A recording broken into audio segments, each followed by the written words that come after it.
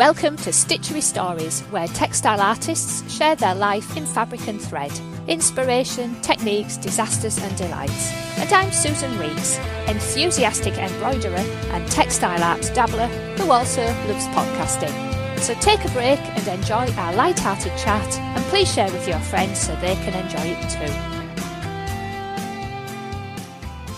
Hello and welcome today to our lovely guest, Jen Goodwin. Hi Jen. Hi Sue. It's lovely to speak to you today, and I've got a bio here for Jen. Jen Goodwin is a traditionally trained artisan embroiderer who graduated in 2003 from the Royal School of Needlework, where she now tutors the next generation of embroiderers. Her practice focuses on creating highly detailed and technical pieces incorporating imaginative design and naturalistic depicted themes. So that's very short and sweet, Jen. Thank you very much. And the best place you can find Jen, before I forget, is jengoodwinembroidery.com. And in particular, Jen is based, she has a studio at Walford Mill Crafts, which is at Wimbourne in Dorset. And there is Jen and is it 3 or 4 other on-site an assortment of on-site makers. And Jen does say that, you know, there's a shop and crafts and there's always somebody there, but if you specifically wanted to meet and see Jen, then to please let her know beforehand, because her schedule, she can sometimes be not there, so she wouldn't like you to turn up and she's not there. So that was just something, before I forget, that came out of our conversation. So so Jen is another person who I found on Instagram. So it's just the nicest place for me to find guests is Instagram, because I can see all your work and stalk you all for ages before I get around to sending out another batch of emails to everybody. So there we are. Before we get further on with your stitchery story today, Jen, would you like to share with us what you are working on and what's got you excited? I am currently working on a blackwork book. So at the moment, most of my projects are actually being very well hidden. But it's a process I've been really enjoying. And I've been generating some of, I think, in my own opinion, some of my best work. So I'm really thrilled with the idea that it will at some point in the future be published. So I'm really excited about seeing feedback. Everyone who's seen it in the flesh has gone, oh my goodness.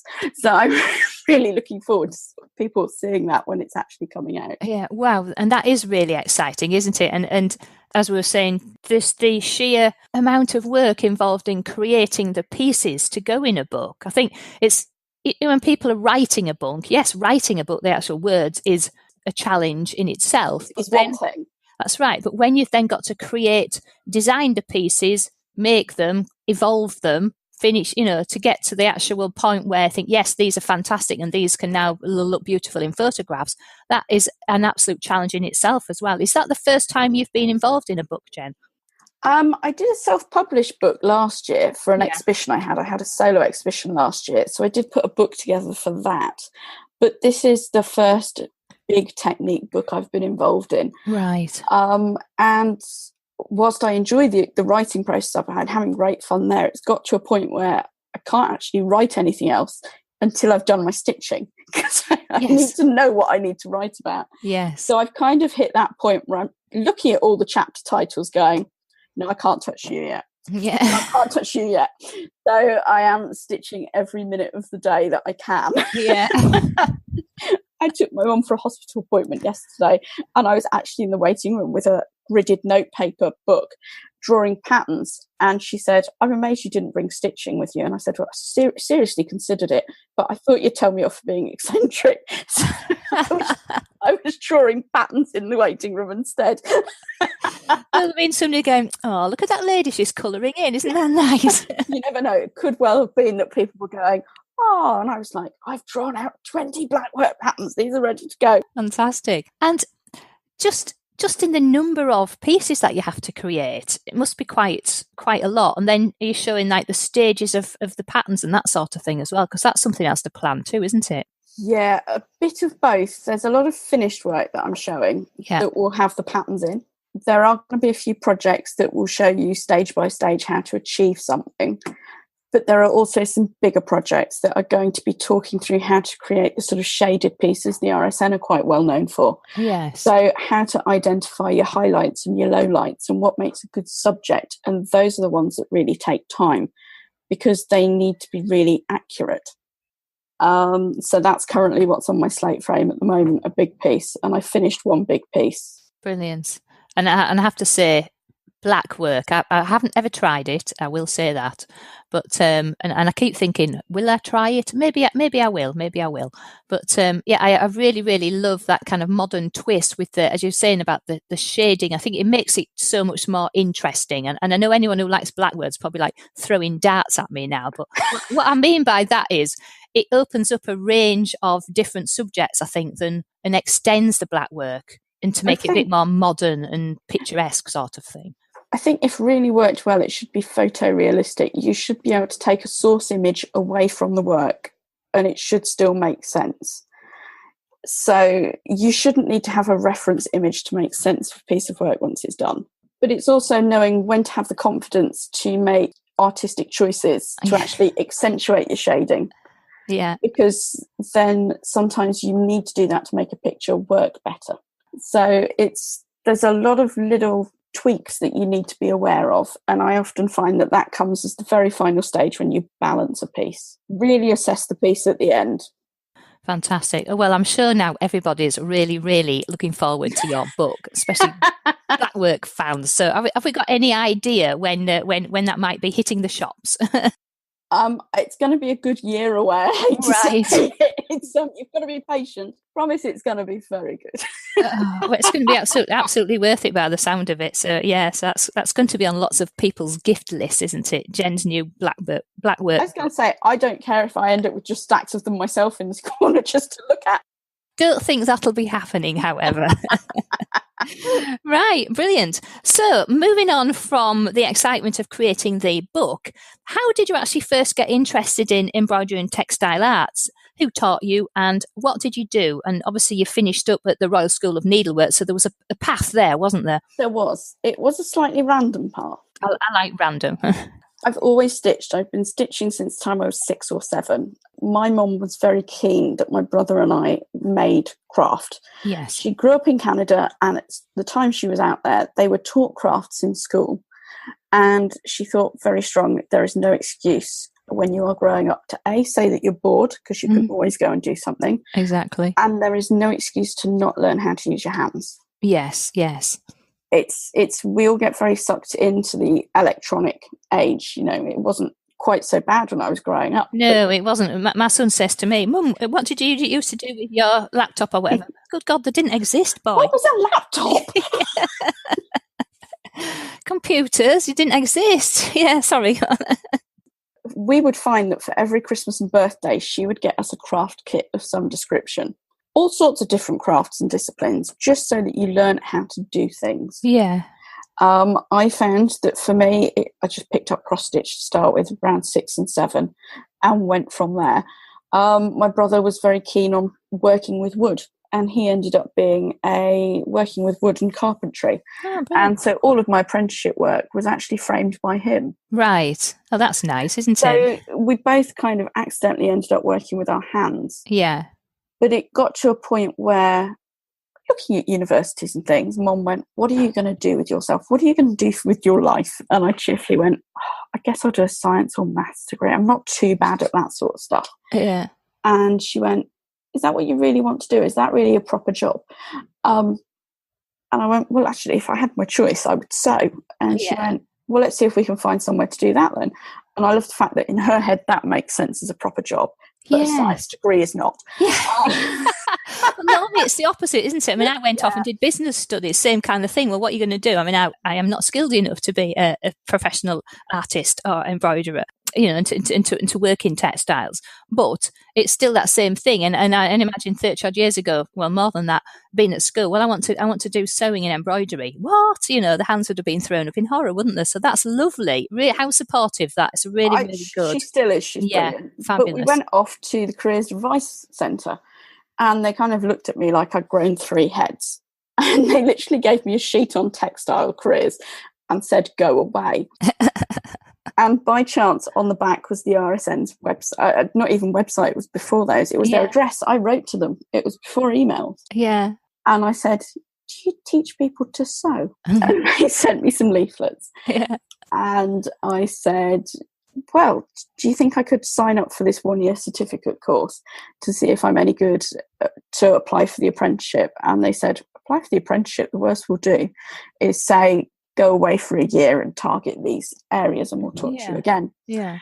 And I got straight in. Brilliant. So that was, this September it will be 18 years since I started there. Yeah, wow. And I'm now regular certificate and diploma tutor, and I'm one of the assessors. So I find it quite comical that I cheerfully went, could I join the certificate? And they went, just apply for the apprenticeship. Right, so you're one of their assessors now as well. Wow. So you'll be backwards and forwards to Hampton Court a bit, are you? I'm there at least once a week. Right. There every Monday. Yeah. Because that's my teaching day. Yeah. I do some day classes for them still. I'm not doing too many at the moment because obviously the book, there's a limit on how much I can juggle in my head. Exactly. And I think our summer assessments start in about a month. Right. So, and then there's the summer certificates. So we do it intensively over the summer. Yes. And I'm teaching 2 intensives over the summer. So I've got a very busy summer ahead of me. Absolutely. And who'd have thought that there is a proper career and it is a proper job? It's a proper job. Yeah, and what a lovely proper job to have as well. So it's just hats off to you for pursuing it. Well done. It's incredibly cliche, I know, to say that if you're doing what you love, you're not going to work. Yeah. But every day I roll into the studio and start the morning with a coffee and laugh with my chums and go, we're not really employable in proper jobs, are we? But I say that to people, I think, because I've been working for myself now for about 8 or 9 years, doing online marketing and podcast production and all the rest of it. And it's the same thing. I really love it. And the horror of thinking, well, do I need to go and get a proper job? Well, and then I think, no, what I'm doing is a proper job. It is a proper job. It's just unconventional. It's just in a different way, isn't it? And then a lot of my friends are all coming up to, what about retiring? Oh, I don't need to retire. What do I want to retire for? I love doing this. It's fabulous. I'm just entertained and engaged and stimulated all day long. It's fantastic. And I don't have to put with any rubbish office politics. Yay. Exactly. It's brilliant. Rant over on the office politics, right? So obviously you work in a lovely place as well. So what would you say then? Now, obviously your mum was a major factor in helping you to grow those creative muscles and to consider embroidery as a proper job. But other than your mum, what or who have been major inspirations to you, Jen, over the years and even currently? Over the years, it's just knowing so many people who work in a very similar discipline to me. Yes. But everyone manages to look at the same thing and do something different with it. So I know a lot of ridiculously talented people, which is wonderful, on a day-to-day inspirational level. The fact I've got other on-site makers around me is fabulous because although we work in different disciplines, we find that we bounce off one another quite a lot. So I find that fantastic that I can come in and I can have a problem with what I'm doing and I can ask a wood engraver if I've got my tone correct, or go upstairs and ask Debs, who's our weaver, if I've chosen the right colour and does she identify the same colours in something as I do. So I find that brilliant. It's even that if I need some uniquely coloured metal for a project, we've got an aluminium artist outside and she dyes it for me. Oh, wow. It's brilliant having other artists around who actually, they don't understand what you're doing, but they can see when it's working or not. Yes. So I found that when I moved in here about 5 years ago, I suddenly realised I needed to up my game. I'd been on my own too long. And I was looking at what everyone else had been generating. I'm kind of like, I've kind of sat back and relaxed a bit too much here, haven't I? And the work I've produced in the last 4 or 5 years has been so much better than the previous 5 or 10 years. And I think it's solely because I'm surrounded by other people who are so high up in their own disciplines that it makes you push yourself more. Yeah, and that's a really interesting point. And obviously, a lot of the guests I've had on here are working on their own.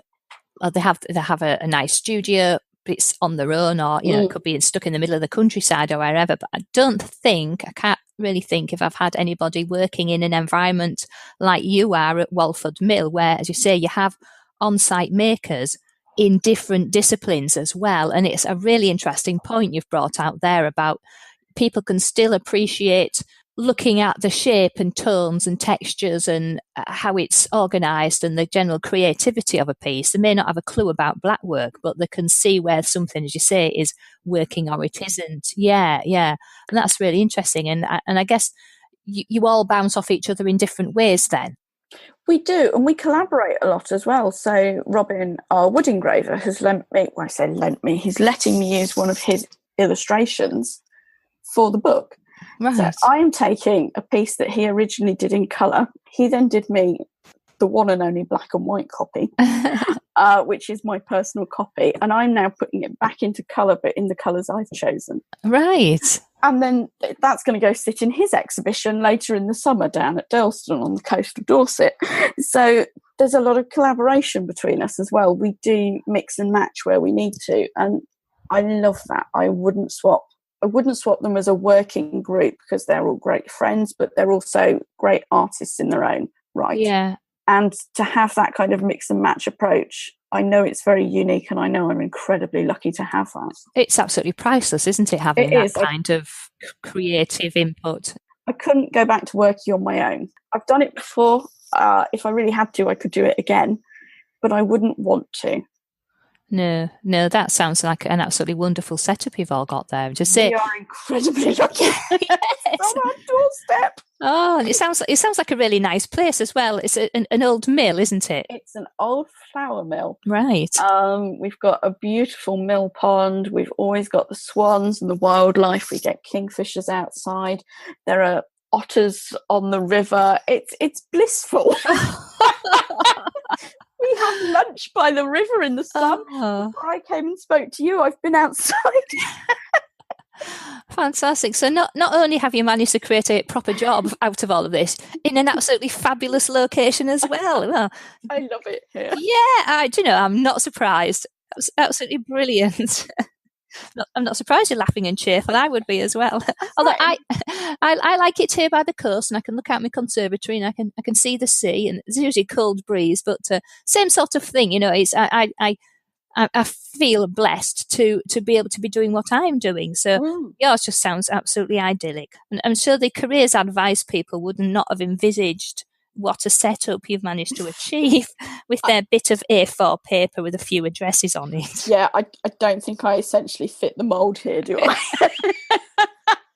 Now, you've mentioned a bit there about black work, but what are your favourite techniques? Obviously, black work must be if you're writing a whole book about it. So what are your favourite techniques, Jen, and why do you like them so much?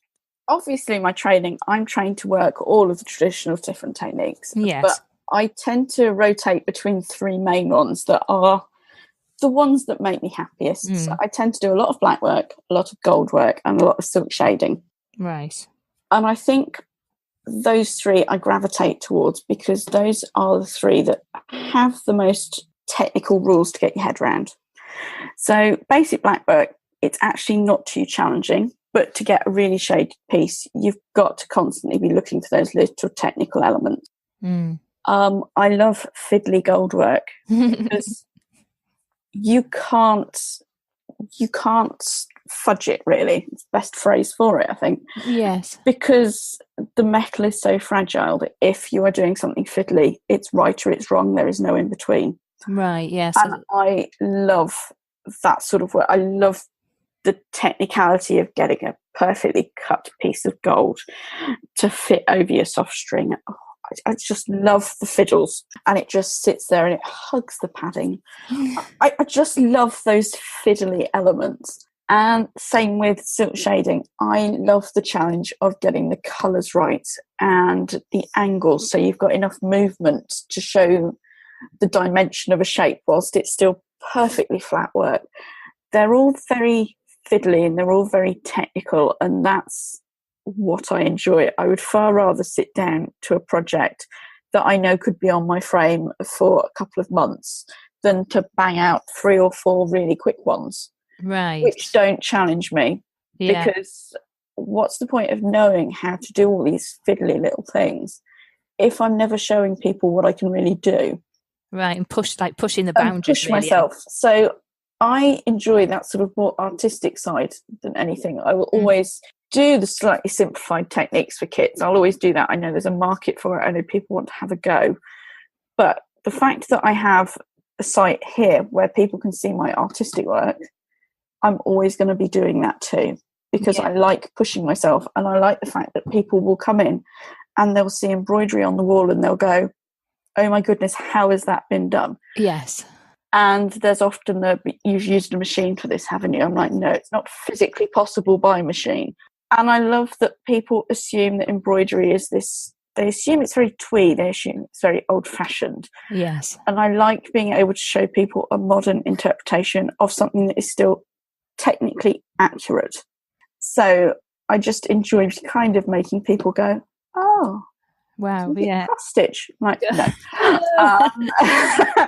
But how have you done that? And explaining through the processes. So very much I see my part as having a studio, an on-site studio here. It's education still. Yes. It's the fact that someone may have found the place by accident and they're just having a cup of tea. But whilst walking around, they can see how Debbie works a loom to create a silk scarf. They can see how a silversmith is soldering. Or they could see how I'm working with metals in embroidery. Or how a silk-shaded bird will come to life from sort of a plain piece of fabric and some threads. Just some threads and a straight stitch. It is absolutely fantastic. Yeah, just a straight stitch with a piece of thread. It's amazing what people can create with the skill. And I love being able to explain that to people because there's a lot of misconceptions. Everyone assumes that embroidery is your nan's doily on a table at Christmas. Exactly, yeah. It is nice to be able to challenge those conceptions, isn't it? It is. So to me, that's why I tend to gravitate to 3 fiddly ones, because I can create with both the blackwork and silk shading something that should be photorealistic, so that people can look at it and just go, how have you done that? And the gold work, because there is such a technical challenge working with metal accurately, but also it's very high impact. And again, people will just go, but how has that been done? It's visually so pleasing, isn't it? A beautiful piece of gold work. We all like a bit of bling as well. And we do all like a bit of bling. Yes, absolutely. And I think any maker in whatever discipline they're working in likes to see people go, that's an incredible piece of work, whether or not it's sewing. But I get so much joy knowing that people are looking at it as sewing and going, that's not what I've ever expected it to look like. No, they've never really seen it before. I didn't know it could look like that. Exactly. I love that.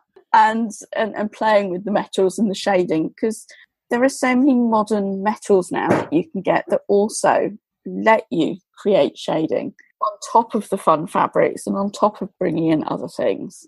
Yeah, I was quite staggered when Georgina Bellamy, when I was speaking with her, all the different coloured pearl that she uses to create her fabulous animals. And I was saying, wow, I had no idea you could get, like basically metal, threads and pearl and stuff in all this range of colours. I had no idea. I thought it was gold or nothing. So it was like a real eye-opener. I think, wow, these are just fantastic. So yeah, the range of colours now that we can get and the different threads and not just silk and things is absolutely amazing. So yeah, I think it's an ever increasing box of delights, isn't it? It is, and sometimes it's also thinking outside of the box for things. Yeah, and going, oh, well, I haven't thought of using that, but how could I? Yes, exactly, and that's part of that creative spark, isn't it? Yeah, I think if the thought doesn't go through your head, I wonder what will happen if. Something has gone wrong with the way you're making, because it doesn't matter what I'm doing. There's always that little voice in my head that goes, I wonder what would happen if. What if, yeah, exactly. And then just push and think and see what else then happens as well. So even if it just gets written on a Post-it note and gets stuck next to where I sit, I've got a line of Post-it notes with ideas that I have no idea when they may come out. Yes. But if you don't write down the ideas when you have them, Oh, it's lost forever, isn't it? Yeah, I've got notebook fulls of stuff that I keep thinking I might do. That's for work purposes, but yeah. So what would you say then, Jen, has been the high point of your textile art and embroidery journey so far? I don't know if I could cherry pick one thing. I just feel incredibly lucky with all of the opportunities that have come my way. Yeah. So I don't think I could just pick the one thing. I think I'm lucky with where I work. I'm lucky with the organisations I work with. And yeah, I don't think one thing could really just be, it's the whole thing all at once. Yeah, it's all wrapped up together. All wrapped up together. There is no one high point. That's a nice way to be, though, isn't it? That basically everything's a high point. Yeah. I get to do whatever I like every single day. How could I choose one good thing out of that? It's all good. Exactly. You know, when you're involved with the RSN, off you go to Hampton Court Palace. Well, that's lovely as well, exactly. Isn't it? So that's once a week. That's very nice. I get to travel with work. I get to choose which days I work, which days I want to have a day off. It's what's not to like about the lifestyle. You'll have everybody, all the school leavers, flocking to be an embroidery artist now because it's so lovely. I have had someone before at the mill. She was here with her granddaughter, and her granddaughter gently mentioned that she quite liked the idea of textile art as a career, and her grandmother cheerfully went, "But it's not functional, is it? It can't work." And so I was giving my spiel, and this woman literally grabbed her granddaughter by the shoulders and took her away from me. Didn't want you corrupting her grandchild. I was being a disruptive force. Oh, well, do you know what? At some point, that child will probably go and do something that she didn't want to do because the family wants it. And then she'll rebel at some point, and then she'll be saying in an interview, "Do you know what? When I was 11, this lady was telling me that how lovely it was having a proper job with embroidery, and my grandma marched me off." I bet she'll remember that forever. So given that everything's a high point then, do you have any stories that we might have a bit of a giggle about when something possibly didn't go quite as planned and was possibly maybe even a disaster? And really importantly, what did you learn from that experience, Jen? Have you got anything for us to have a bit of a laugh with on that? Oh, so many.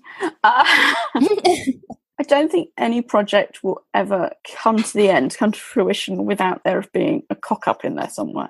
Yeah. Everyone experiences it. I know that a lot of tutors that I know often won't admit when something's gone wrong.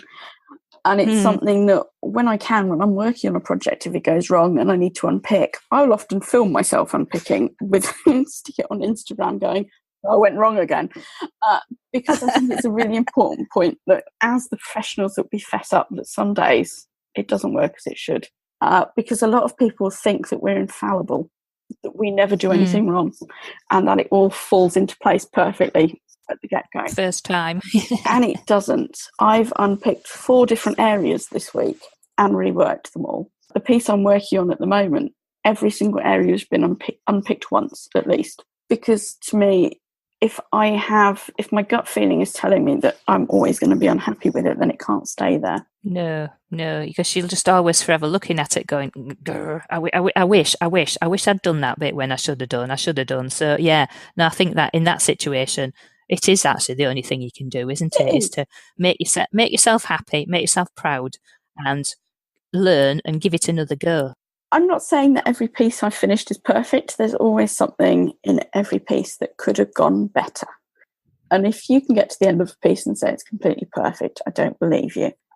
But if it's something that you know you can live with long term, then that's fine. I've got a picture of Waxwing that I stitched, and somehow part of his wing is actually considerably higher in my stitched version than it is in the source image. And I did as much fixing as I could, and I just thought, I can't do anything else with it. However, when you look at the finished piece, you would never know. So often I say to students when they go, "Oh, but it's wrong," I'm like, what you've created is an original. The only person who knows what it should look like is you. Exactly. That's the vision that you've had in your head. No one else is ever going to see the problems that you see at the end. So some days you've just got to take that kind of pragmatic approach going, it's as good as I can get it. It's not perfect. I can live with it. It will be fine. Yeah, do you know, we are in most cases our own worst critics, We aren't are. we? We do pick at things that we think, well, nobody else would ever notice, and you say, and it's a matter of comparison. We know what we wanted to achieve, and maybe we haven't quite achieved that, but nobody else knows what they see is something Exactly. beautiful. So some days you've just kind of got to go, it was always intended to be an original. It is an original, and it's something that you've generated yourself, so nobody else is going to know what you were thinking. Pull it off with confidence, so long as you say to people, I'm really happy with this piece of work. They don't need the backstory, do they? They don't need the backstory. That's it. Your work should be standing on its own. If it's needing a backstory to it, then I think there's something's gone wrong somewhere, especially with embroidery. We want it to be beautiful. It doesn't need to have hidden messages. It's I create pretty things for the sake of the fact I like looking at pretty embroidery. Now, I think, though, that attitude fits in with something that's more and more prevalent on the internet and in business and in life, is that people are really appreciative of, it's an overused word, authenticity, but it's feeling that you have the freedom and the confidence and the personality to say, this is me, this is what I do, and almost like it or lump it, because for as many people who don't like what you do, there's more that do and are appreciative of the fact that you are your own person and you come out and say what you mean, and people appreciate that. And I think that then builds those much more powerful bonds and connections with people. Certainly I've seen a lot more people online now, rather than just being that identikit online person. People feel brave enough now to just put some of their own personality and things. In fact, I found a couple of websites yesterday and I was howling with laughing. They were both by blokes. They were just amazing. I couldn't even share one of them because the language was rather ripe, but crikey, was it funny? And really you knew what this guy was. So if he was a web designer, so you think, well, if you loved it, you would work with him, and if you didn't, you wouldn't, and you'd never be a good customer. So it was just perfect, absolutely perfect. So yeah, I think that moves into embroidery and textile art and any kind of creative, in fact, any endeavour. I think people are now a lot more encouraging, and tolerance, not quite the right word, of people who are, this is me, this is what I'm doing, that's it. There is only one person who needs to be happy with your work, and that's you. Yeah, exactly. If other people don't like it, that's not the end of my world. And it shouldn't be the end of your world. There should only be one person who really loves the work at the end, and that should be you. Yeah.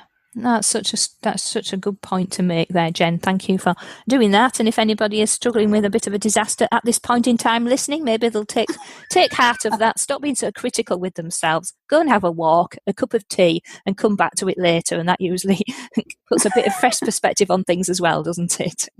It does. Sometimes you just need to put the work down and come back a while later and go, well, it's nowhere near as bad as what I thought. Exactly. That works in IT as well. So what about those dreaded unfinished objects lurking around in backs of cupboards and in plastic bags and things? Have you got any of those that you might want to admit to? I think everyone has those. Off the top of my head, I can think of a fancy peacock and some blue felt that so many people have said to me, you can teach that as a class. It's been on the go for about 4 or 5 years. Maybe.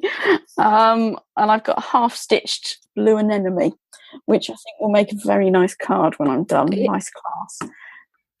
I've got them sitting there, but part of me just keeps going, I know if I go to these other projects, I will feel guilty about neglecting other stuff. So everyone has UFOs. And as I said, I've got just as many designs that I know I want to stitch, that those haven't seen the light of day. And I've got stacks of those, and every now and then I find them and it's like coming across old friends going, oh yeah, I had an idea for you.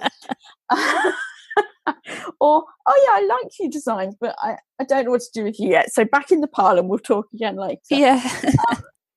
I think everyone has them and everyone's going to. And it's the freedom of feeling that at some point you can get round to it, but not fretting. Yes, we don't need to be stressed about some of those things, do we? So, no, it doesn't matter. Yeah, and then some of them take on a life of their own. I've had a few guests who've said, well, I don't really even want to touch it now because it had quite a funny story to go with it, or, and the reason why it's theirs moved on, but actually it stands up as a thing on its own right, and actually it doesn't even need to be finished. It's just there with its own story, and it'll be there forever. So yeah, let's leave it like that. As you say, like an old friend. I like that term.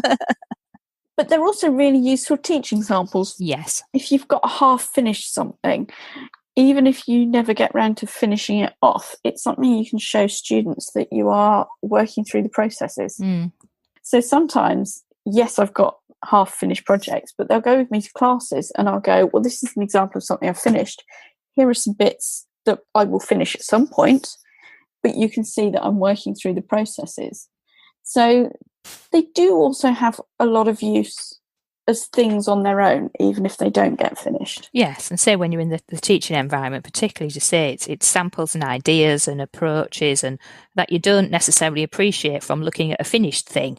You can't learn from a finished thing always. It's learning from the half-finished thing.